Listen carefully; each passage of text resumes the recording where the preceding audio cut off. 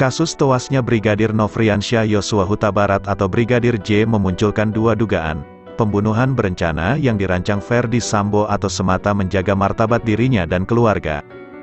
Berbagai temuan dan klaim kerap muncul dalam proses persidangan. Dalam kasus ini, Jaksa Penuntut Umum mendakwa Ferdy Sambo, Putri Chandrawati, Barada Richard Eliezer atau Baradae, Ricky Rizal, dan Kuat Ma'ruf melakukan pembunuhan berencana yang menewaskan Brigadir J. Mereka didakwa melanggar pasal 340 KUHP subsidiar pasal 338 KUHP junto pasal 55 ayat 1 pertama KUHP.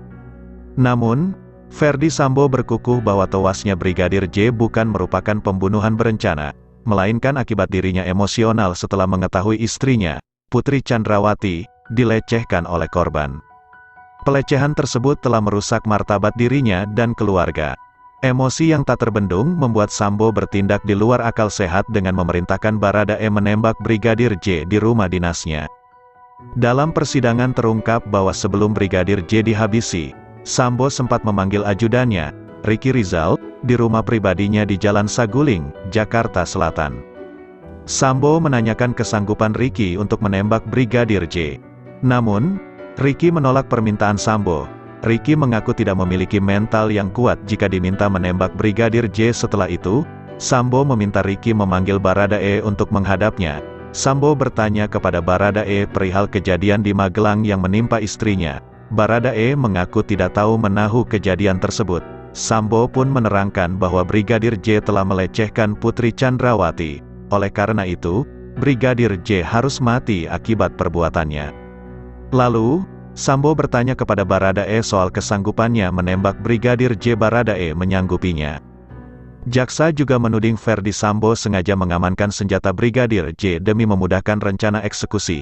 Jaksa menyebut Sambo memerintahkan Baradae untuk mengambil senjata jenis HS milik Brigadir J. Jaksa meyakini instruksi itu adalah bukti Sambo secara rapi berencana untuk menghabisi Brigadir J. Dalam dakwaan, Jaksa juga menyebutkan bahwa amunisi awal Baradae berjumlah 7 peluru 9 mm. Baradae lalu menambahkan 8 peluru 9 mm ke magasin Glock 17. Tambahan peluru itu berasal dari Ferdy Sambo. Ferdy Sambo sempat membantah bahwa dirinya memberikan amunisi tambahan kepada Baradae untuk menghabisi Brigadir J. Hanya saja, keterangan Sambo ditepis Baradae. Baradae menegaskan Sambo memberikan sekotak magasin peluru kepadanya. Magasin itu disebut jaksa telah dipersiapkan oleh Sambo. Dalam persidangan juga terungkap pengakuan Baradae soal perintah dari Sambo untuk menembak Brigadir J. Baradae memastikan perintah dari Sambo adalah menembak Brigadir J lewat perkataan, "Woi, kau tembak cepat, cepat kau tembak." Namun, Sambo menyampaikan bantahan atas pernyataan Baradae. Sambo mengeklaim bahwa dirinya hanya menyuruh Baradae menghajar Brigadir J dengan kata, "Hajar cat." Namun, Baradae justru melepaskan tembakan yang Brigadir J. Dalam persidangan, jaksa menyebutkan Ferdy Sambo mengungkit pangkat Jenderal Bintang 2 di pundaknya seusai tewasnya Brigadir J.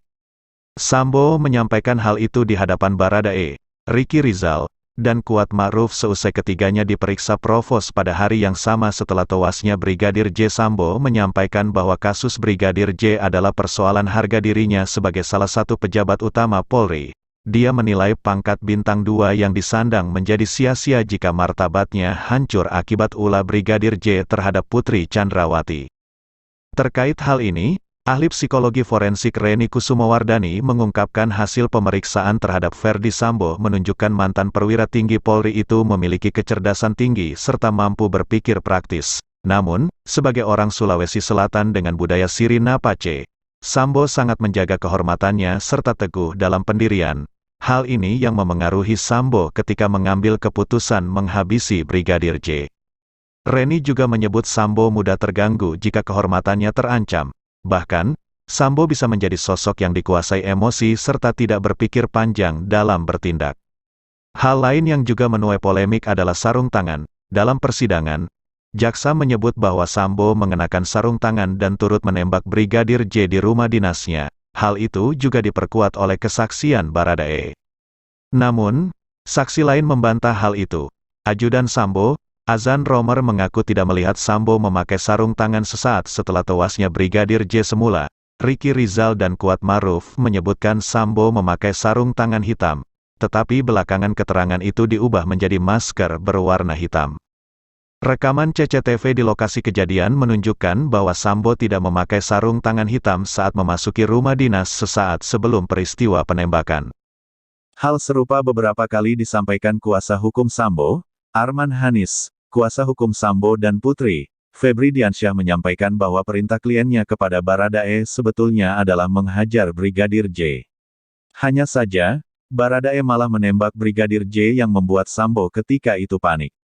Sambo kemudian menembakkan senjata Brigadir J ke arah berlawanan dalam rangka membuat skenario polisi tembak polisi. Febri menyebutkan tujuan Sambo menyusun skenario polisi tembak polisi adalah demi melindungi Baradae. Dengan demikian, tindakan Baradae yang menembak Brigadir J bisa dibenarkan karena merupakan upaya membela diri. Selain itu, Febri menyebutkan bahwa kedudukan Putri Chandrawati dalam kasus tewasnya Brigadir J adalah pelaku pasif. Keberadaan Putri di tempat kejadian perkara saat tewasnya Brigadir J tidak langsung membuat istri Sambo itu terlibat dalam pembunuhan berencana. Bahkan, Putri Chandrawati tidak menyaksikan langsung peristiwa penembakan. Senada dengannya, Arman Hanis menegaskan bahwa Sambo tidak turut menembak Brigadir J. Alasannya, tidak ditemukan DNA Sambo pada senjata GLOCK-17 serta HS yang ada di tempat kejadian perkara.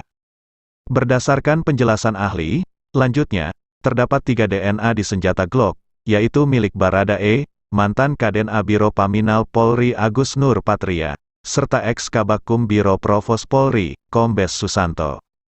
Agus dan Susanto diketahui sempat menyentuh senjata tersebut dalam rangka pemeriksaan, sedangkan DNA di senjata HS hanya milik Brigadir J. Dalam kasus ini diketahui ada jeda waktu antara peristiwa penembakan terhadap Brigadir J dengan pengakuan Putri Chandrawati yang dilecehkan Brigadir J kepada Sambo yang diyakini menjadi pemicu penembakan. Terkait hal ini, ahli kriminologi Muhammad Mustafa menerangkan perbedaan antara pembunuhan berencana dan yang bukan. Pembunuhan tidak berencana terjadi akibat respons spontan dari pelaku akibat kemarahannya yang tidak terbendung. Alat yang digunakan untuk membunuh juga tidak dipersiapkan dan bisa memanfaatkan yang ada di sekitarnya. Sedangkan dalam pembunuhan berencana ada jeda waktu antara provokasi serta peristiwa pembunuhan. Jeda waktu itu bisa dimanfaatkan pelaku untuk memikirkan serta memutuskan akan membunuh atau tidak.